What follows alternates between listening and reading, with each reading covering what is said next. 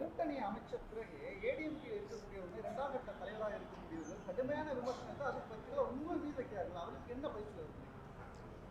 விமர்சிப்பவர்கள் விமர்சிச்சுக்கிட்டே தான் இருப்பாங்க, சரிங்களா?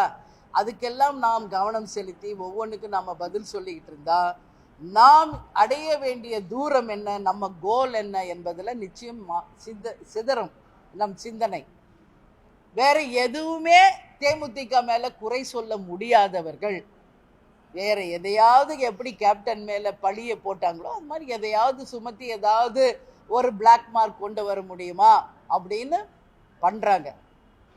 அதுதான் ஒரே லைன்ல நான் சொல்றேன், குறை சொல்லாத வாயும் குலைக்காத நாயும் இந்த உலகத்திலேயே கிடையாது.